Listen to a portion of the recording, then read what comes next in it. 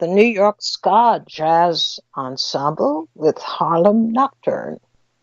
And it's featuring, we just heard from the fiery Fred Reiter on sax. This is Leid Stories. I'm Utrice Leid, and we're picking up from where we left off yesterday with a couple more things added today. First, I should mention that we have the mounting problem in Venezuela. The U.S. is now warning, quote unquote, Russia that it will not tolerate a buildup of military equipment and personnel in Venezuela. So we have right now, as of right now, we have a face-off. The U.S. has issued a threat that it will not tolerate a buildup of military equipment and personnel in Venezuela as Venezuela attempts to protect itself from invasion. In fact, that's the word that has been used, that the Russians, the Chinese also, are under the impression that there will soon be a full-scale invasion and that the United States military is actually giving cover to this invasion. So it's going to get, it's going to get very dicey very soon. It already is dicey. This is a matter we don't need this in the region. We don't need it anywhere, but certainly in the region, and with this president, who is likely to do just about anything. Speaking of which, one of the things that he has done is he has gotten $1 billion allocated to his famous wall. And he has gotten that by taking money out of the budget for the Pentagon. So now he has just done an end run. But you know, this is not what is supposed to happen. And I say it's what, I don't mean to sound naive. I am still of the opinion that it is not the president who allocates money to anything. It still is a matter of Congress approving allocations of funds to do anything. So the news, the the news stories today are reporting that Trump has taken $1 billion from the Pentagon budget, which he said he was going to do. He was going to get his money one way or the other, and he will dip into the Pentagon's budget, and he will go after other departmental budgets to get his money, all to prove that he is true to his word. When he says he's going to do something, well, he's going to do it. But that's not the way the government is supposed to run. And I don't see, maybe it's just me, but I don't see a frantic attack on the basic premise here.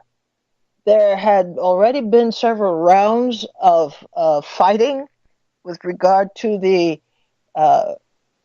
president's insistence that there must be a wall, even though his senior military advisors are saying there is no emergency at this time for a wall. There is, in some places, a barrier, not the kind of project that Trump is talking about.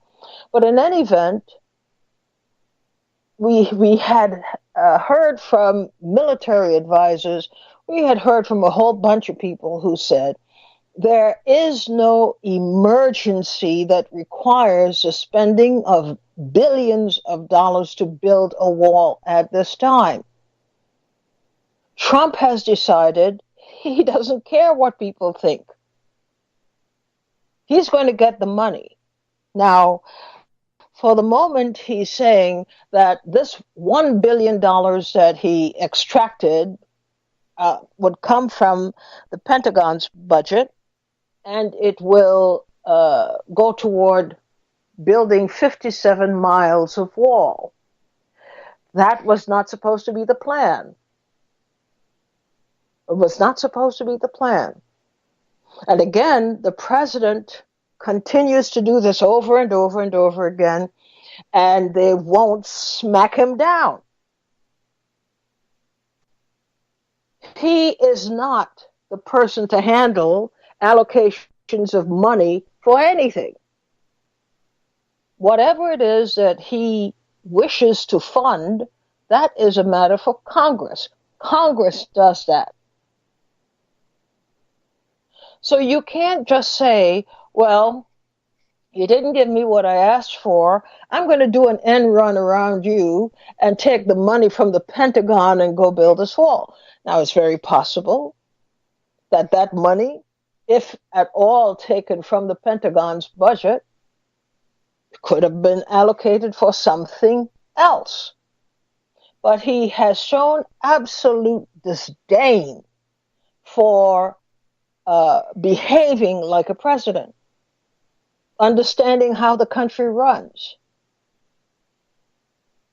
So he's looking to get now $8 billion more from, in a similar fashion, from squeezing other departments of their budgets. This is completely not allowed. This is not supposed to be the case. The president cannot decide he is going to cut the budget for this and cut the budget for that, and people just have to go along with the program. In other words, the president is defiant, and not just defiant. This is really crazy.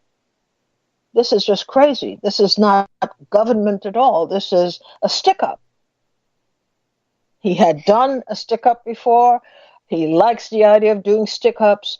So he got $1 billion from the Pentagon, and he is going to move on to other departments so he could get at least $8 billion in all to build his wall, whether we like it or not, whether it puts people at great distress or not, whether it ruins a budget or not. He's going to do it, and he has done it today.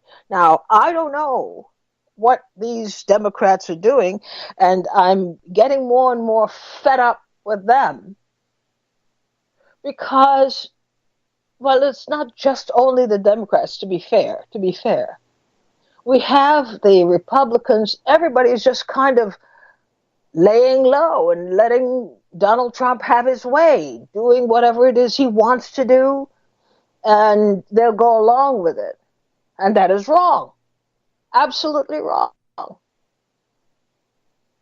Which brings me to the other topic, and that is we really have gotten as many clues as we could possibly need to understand what we must do. This country in this administration has gone to hell in a handbasket. We have a lunatic in the White House doing whatever he wants to do, whenever he wants to do it, however he wants to do it. And the people who are the ones suffering already are just going to have to suffer some more. This president is treating the national treasury as his own personal piggy bank. And the same with his cohorts and family members who are part of this administration. They come up with these really great ideas and they get the money they want. Nobody has asked yet or demanded proof yet that any of the projects funded with taxpayer money are doing the right thing, are going according to plan. Not with this administration. This administration is everybody just using the government and the resources of the government for their own personal use. We had the other day Ivanka Trump and her husband Jared Kushner deciding they needed to take a trip somewhere. Well, you think they would go to the airport and buy their ticket and like anybody else, get on a plane and go? No. They're using the resources of the government to do that. They didn't go on government business. And they've been doing that because Trump has been doing that. They all do that. They jump on a government plane at $25,000 an hour. And we foot the bill. I mean, at some point, we have to decide whether we can tolerate this anymore or whether we just fold up our tents and just go away, just get out of this thing. But, you know, that's what they want. They want people to be so fed up that we just give up. We have to fight. But look what we're working with. Look at what we are working with. The government and the state of affairs is so depressing right now. There isn't a glimmer of hope that, all right, we gearing up and we're ready to go. Nobody's ready to go. Barack Obama yesterday had to force himself, I guess, into the fray by saying, especially to the newbies, the newly elected members of Congress, and we know who he's talking about, that it's all well and good to have all these great ideas about what needs to be done, but you also have to have a plausible plan for how to fund it. People are talking. Oh, we ought to have this, we ought to have that. But nobody has a plan. And just when you need to see the leadership of Nancy Pelosi and all the great Democrats, we're not getting plans from them. We are not getting cogent ideas and responses that might work. We're only getting ideas. You know, this cannot continue. If you don't have a plan, shut up and go away. If you don't have any cogent response to what it is we are dealing with as a nation, and especially those of us who are predisposed to looking kindly on your ideas, and you don't have an idea that you could explain to people how it's going to work, how soon could you get it ramped up and running, then shut up and go away and stop annoying us. We're hearing all this grandiose talk, all these great ideas, as if that's enough. These Republicans are not playing. They are not joking around. They know exactly what they want to do and what they want to get done, and they are doing it. We're still talking, in esoteric stuff, and it's in the ether. Nobody has produced a plan. Okay, so you want a Green New Deal, for example. Okay, that's a great idea. Well, where is it? What's the plan? How's it going to be funded? And Obama has a very strong point here. It's a pity that he's only just beginning to surface and he's nipping at the edges and not deeply involved. I guess his attitude is, look, I've been there, I've done my share, I'm out. I'm looking now toward my future and my multi-million-dollar deals and building my $500 million ode to myself, a foundation in Chicago. I'm taking care of me and Michelle. That's it. We both have $1 million deals. You guys have to figure it out. And what signals are we getting from Nancy Pelosi?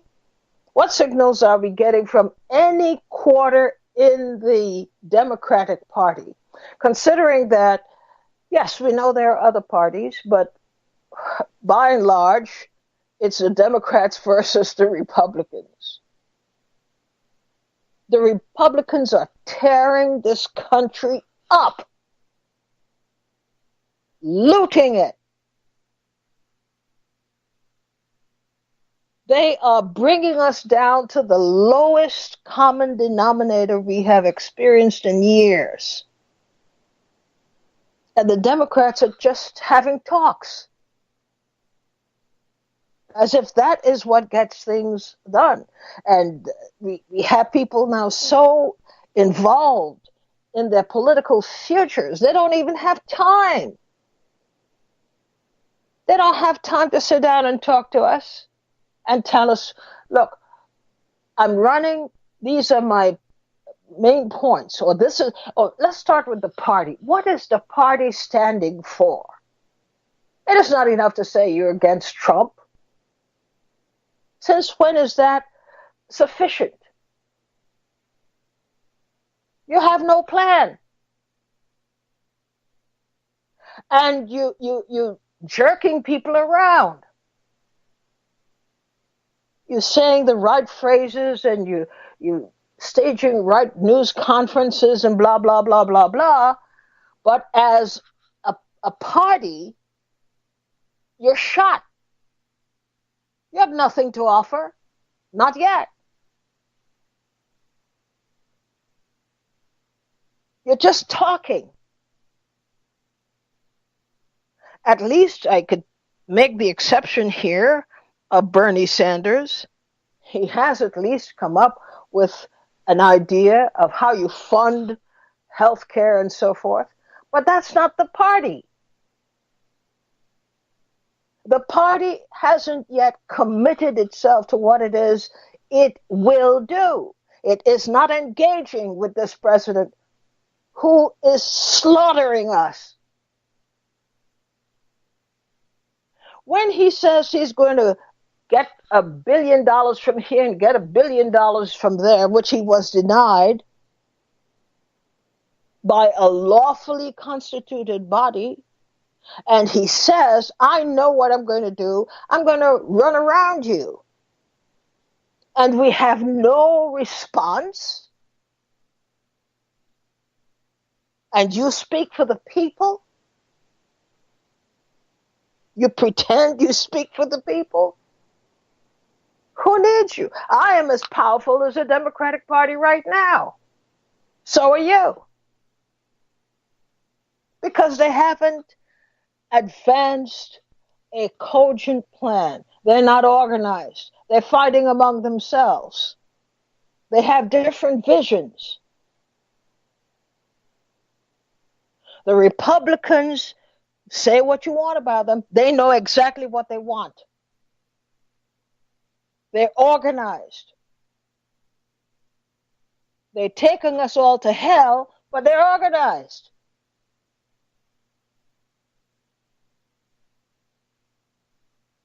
And this business, like we're talking about the elections as if it's an event. We don't even equate elections with our political fate.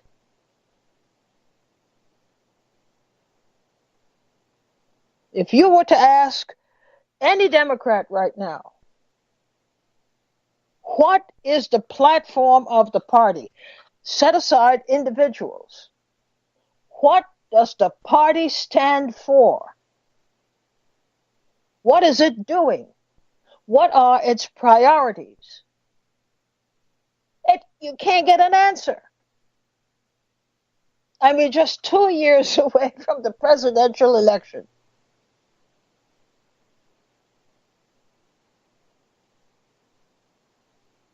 All these things that are happening outside of our control. They should be on this situation like white on rice. This is a very treacherous time.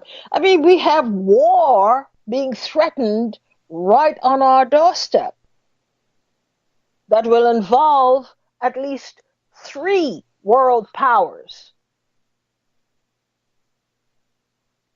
Are we talking nonsense here? We're talking absolute nonsense.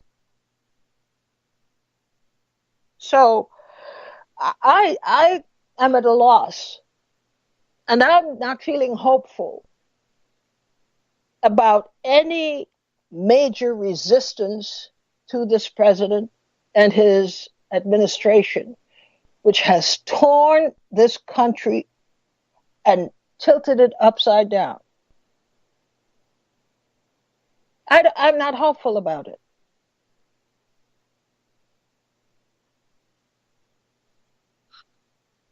The Democrats want our help. Yes, they want our help so that they can win individual elections. Where do you think I've been? I mean, just plain logic tells you this is not a winning formula. It is not a winning formula. Everybody's waiting until Nancy Pelosi, Mother Dear, decides what she will do and when it will happen. It's as if there is no independent thought in the Democratic Party, let alone independent action. And they are deeply involved right now, not with our collective future, but their individual future. What are they going to win? What seat are they going to win?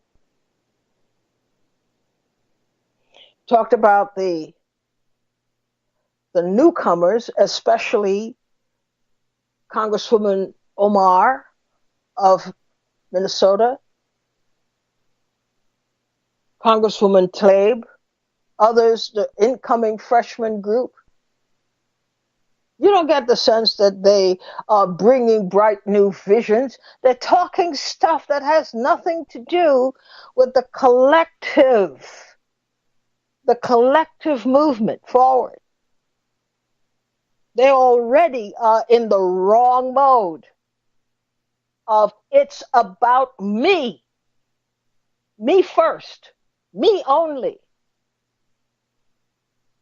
They haven't indicated in any way that they have begun a collective or putting together a collective response within this party. People are making speeches. People are running all over the place looking for press coverage. That's where their heads are at.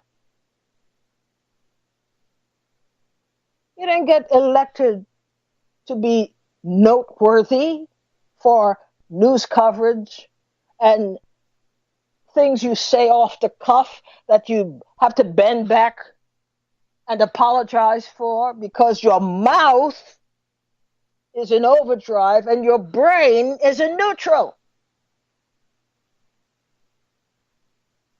And you're blowing it.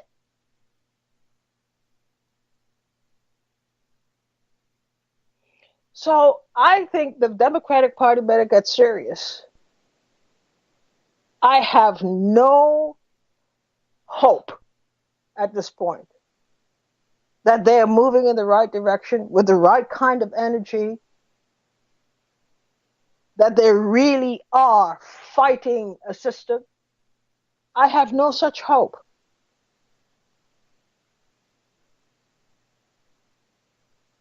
There's discord.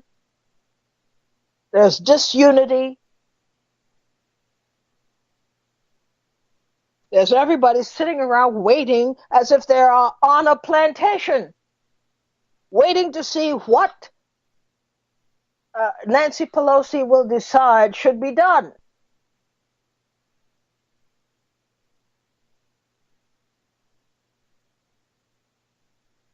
As if this party cannot get it together. And it's been in this state for a long time. Dissipated. Completely out of sorts. Not moving as a group. Not moving as a party. Not talking to the people. And yet they expect, arrogantly, that at the time, whatever time it is that they ask for help, we should all just run and help, run and do this, run and do that for the party. The party isn't paying attention to the people. The party isn't acting like a party. That's crazy. The other thing I want to talk about, I'm sorry, but I had to get this off my chest. In this whole thing about the Mueller report or the synopsis of the Mueller report and so forth, notice how subtly, in fact, it's so subtle, I bet you didn't notice it. They're talking about Trump, and of course Trump is using this to the max, how he has been exonerated. No such thing. He hasn't been exonerated of anything. But who has been exonerated is Hillary Clinton. Not a word about Hillary Clinton's involvement in this whole thing, and in fact starting it. It was Hillary Clinton who went all over the place saying how Trump is trying to deny her the presidency and all the evil, nasty things that he's doing, and she was allowed to do it. Why? Because she's a white woman in America, a former Secretary of State, a former Secretary of State who also was the wife of a former president. Right? Did she commit a crime by making that allegation? And did anybody say, well, wait a minute, let's check out at least the basis of your complaint? They didn't do that.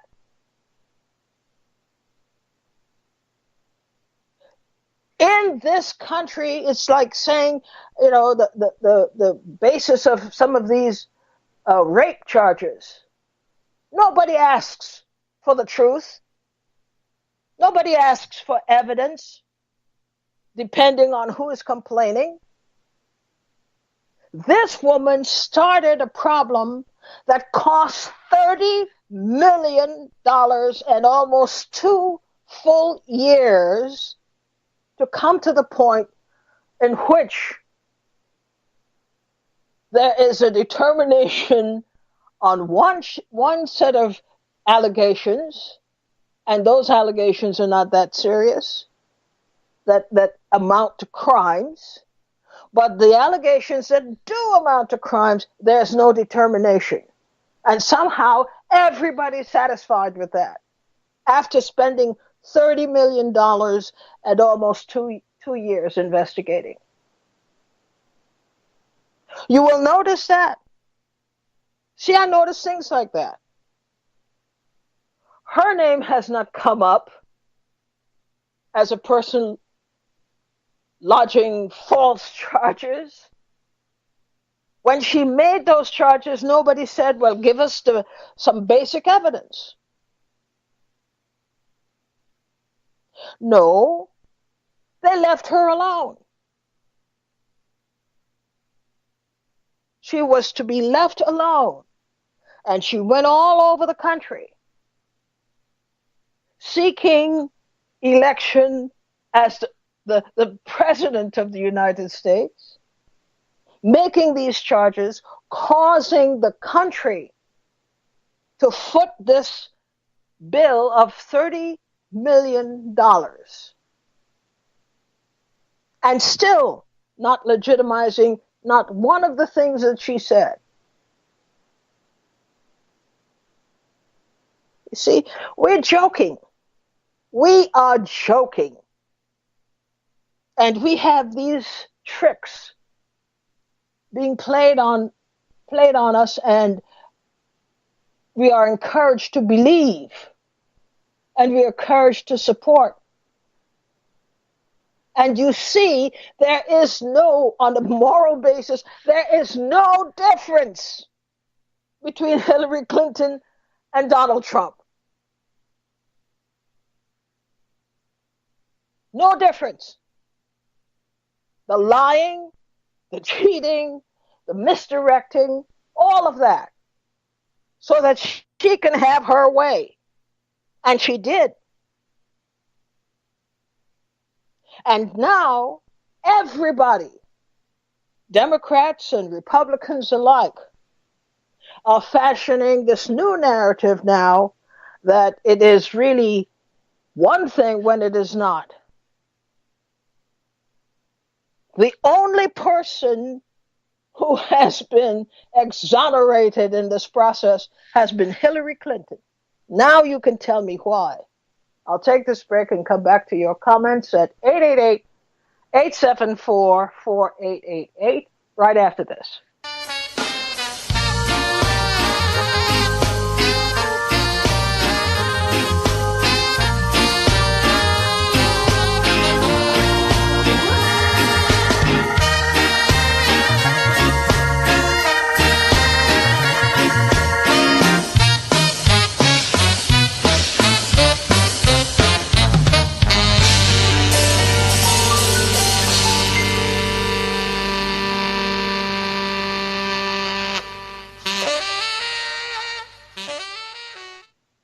You're listening to Leid Stories on PRN.FM. We're talking about a bunch of things that should have us really upset, because it's all about being manipulated.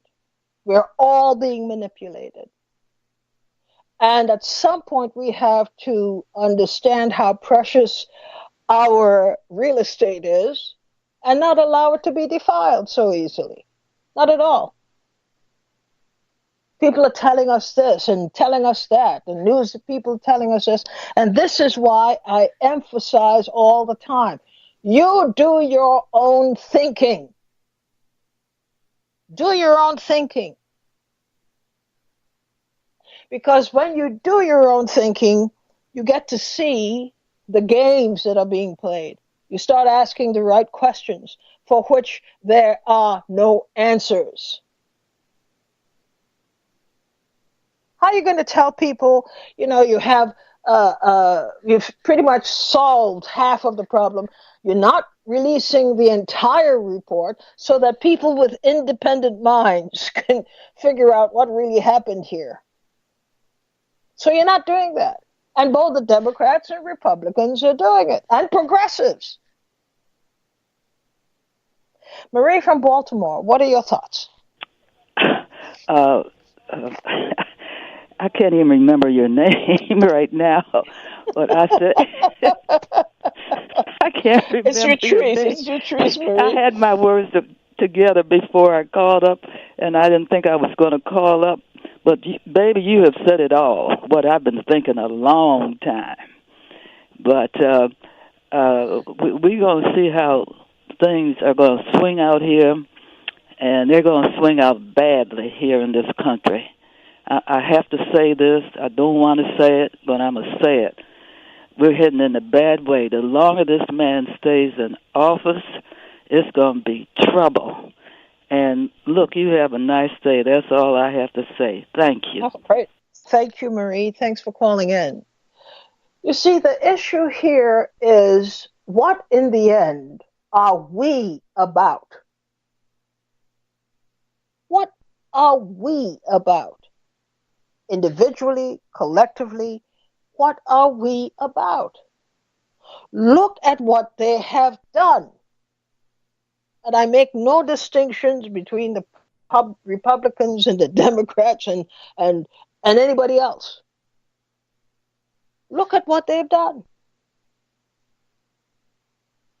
And as supposedly conscious people, we put our faith in that. We put our faith in them and the process. And look where we are. This is a gangster administration, a bunch of hoodlums. Everybody's hand is in a pot. And all they insist on is to make more and more demands, press the people more and more for more money that they misuse and steal outright. And we're supposed to be okay with that, because justice is working. The criminal justice system itself is corrupted. We can't have faith in that. It should not have taken 2 years almost to get a gist of what's going on in the court of law. That's why you have such powerful minds and educated people making educated decisions for the country, making a lot of money that the taxpayers are paying. Look what we're getting. And we act like there's nothing we can do. Is there nothing we can do except vote? Is there really nothing that we can do to fix this?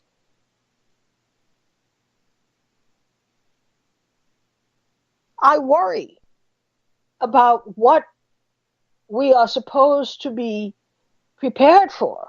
And that's why I say all the time, the only answer I could come up with is prepare for yourself. See to your survival, because you see what they're doing.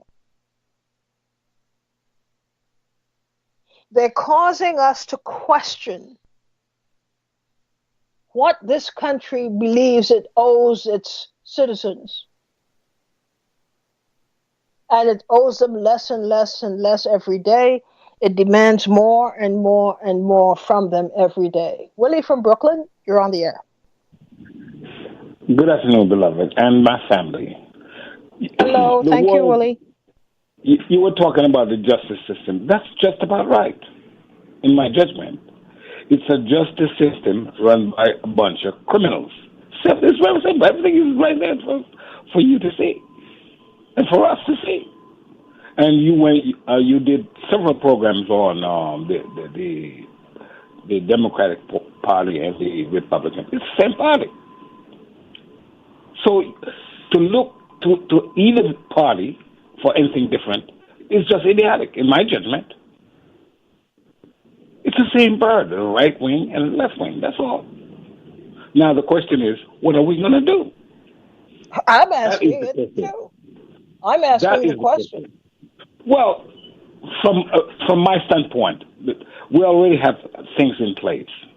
For example, the PRN, we could have a party, and we could have the people, very honorable, decent people with a track record, honesty, and decency within that system. Now, but here's the problem, Willie. The problem is that it has reached a point of decay.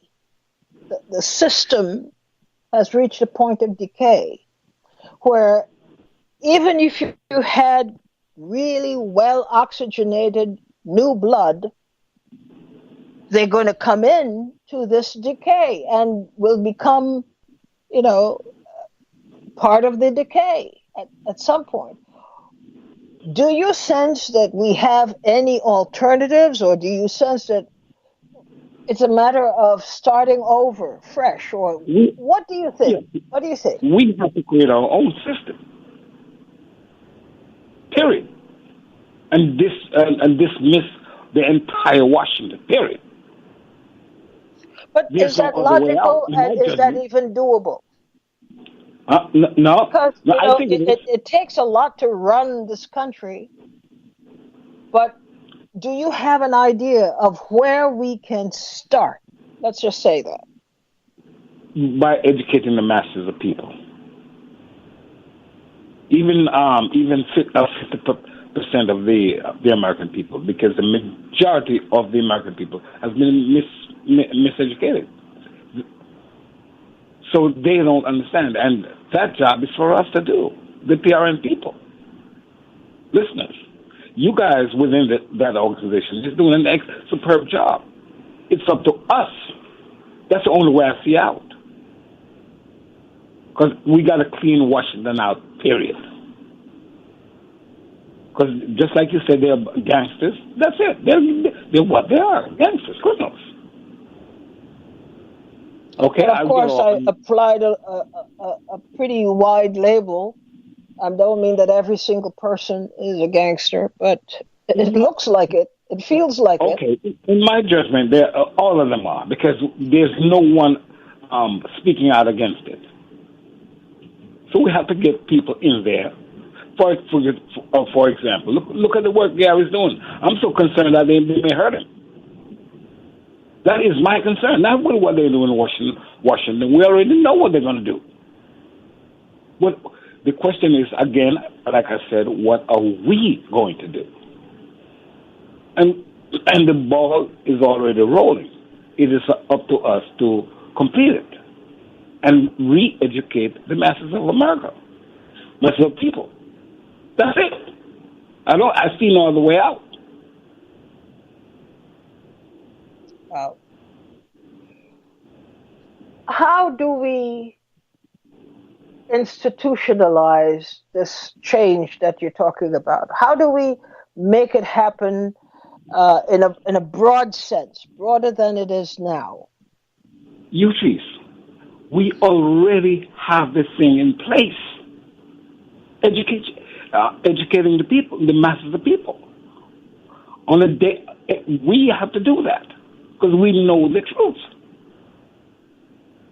So we have to get other people tuned into this, so they will know the game that they're playing. So whenever the people within that organization, because all of y'all are brilliant people.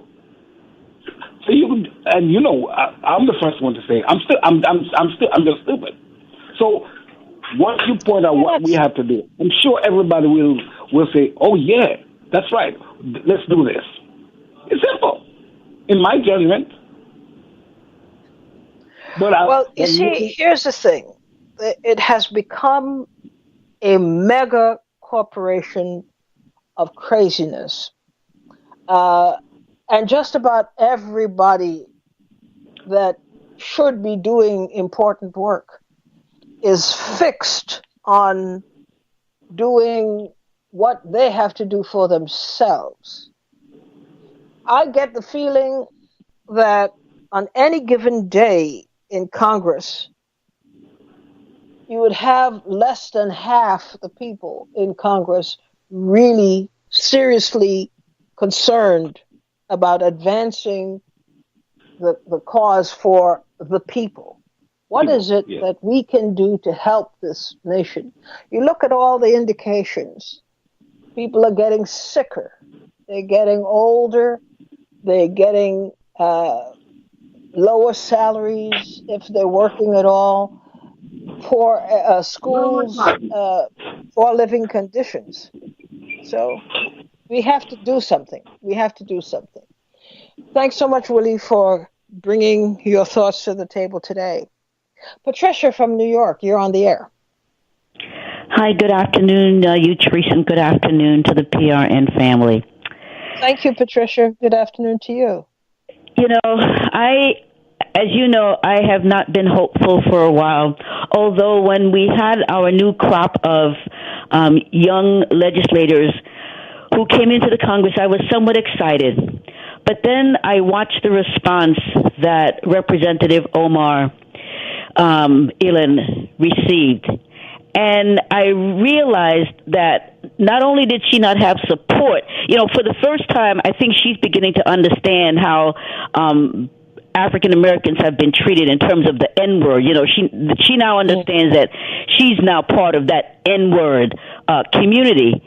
And the Democratic Party has long ago abandoned us. I look at AIPAC, and as you know, AIPAC is in town. Netanyahu's in town this week to address AIPAC. And in spite of the fact that all of the announced Democratic candidates who are running have decided that they are going to boycott AIPAC, you still have a significant amount of African-American legislators who just running to represent the community, their community who put them in there, who I don't think understand what AIPAC is and what their representative is doing.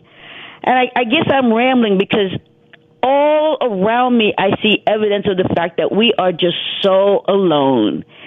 And so rather than being able to come up with a collective strategy, because I was talking to my son this morning, and as I was talking to him on the phone, I kept looking and said, who raised you?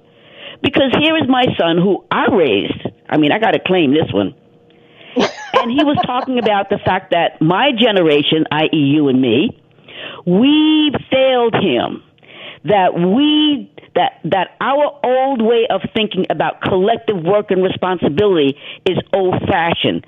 That his generation, he's a millennial, that his generation is in the me-I generation.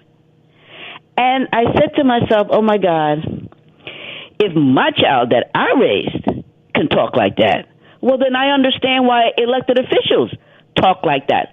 Because the constituency that they are now representing is not you and me in the PRN audience. We're in a sad state of affairs. Any ideas at all about what we ought to be thinking of doing? I come from the Each One, Teach One school.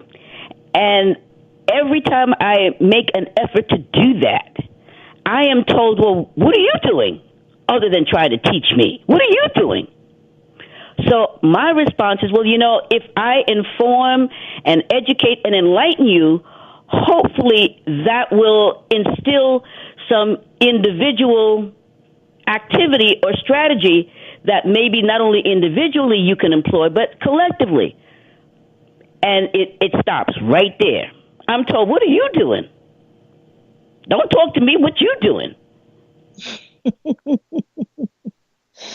It's a pointing, everybody's pointing at each other, but we're not really getting the point. We're not getting anywhere. We're not getting anywhere. I mean, when you can have African American officials supporting BDS, anti-BDS legislation, we're in a sad state of affairs.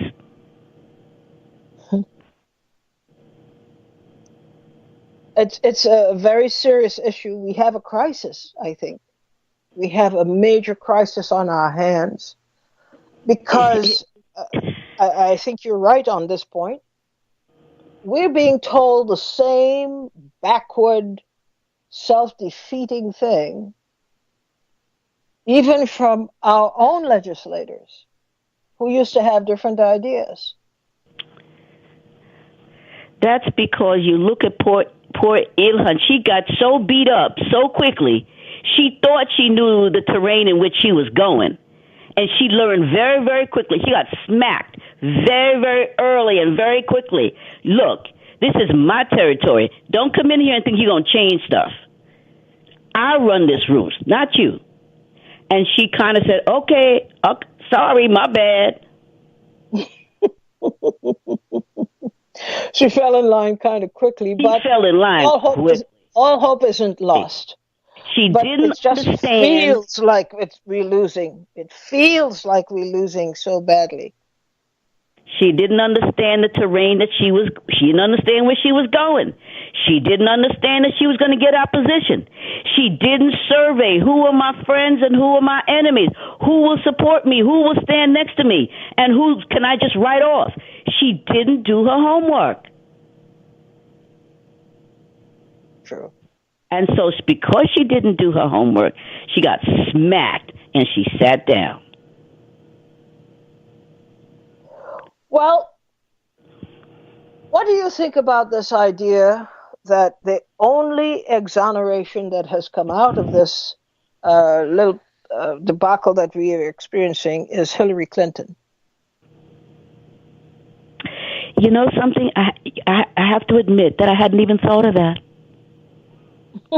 You gave me some food for thought today. I hadn't even thought of that. She's the only one. Both sides agreed that this white woman will not be attacked. She got a pass. Yes, she did. Yep. And do we hear anything from the progressive community? Do we hear anything from her base? No, nothing at all. By the way, before I leave you, I want you to know that I not only emailed, but I wrote a letter. I typed a letter to Bernie Sanders about his disloyalty to all of those people who supported him and had him turn around and give his votes to Hillary. I did. And I got a response. You know what the response said? You know what the response said? What? Thank you for your message. We'll take it under advisement.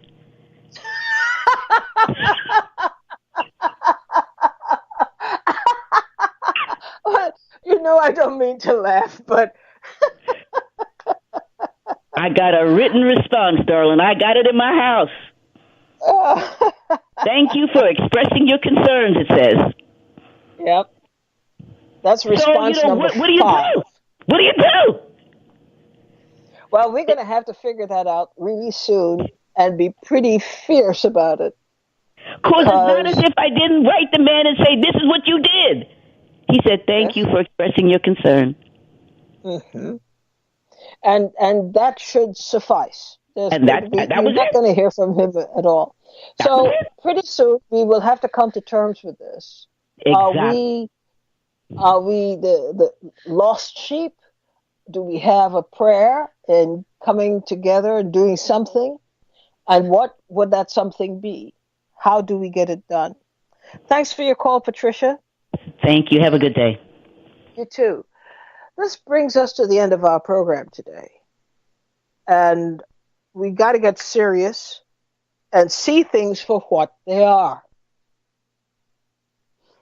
This is definitely not a one-size-fits-all kind of thing. This is how systems operate. You got to understand the system. We all have to understand the system because it's changing again. It's kept much of its old self, but it has developed a virulent strain, and it is reintroducing itself to us in a very, very vindictive way, a very oppressive way. We would be crazy to ignore it. Thanks so much for listening. We'll connect again tomorrow. Bye-bye.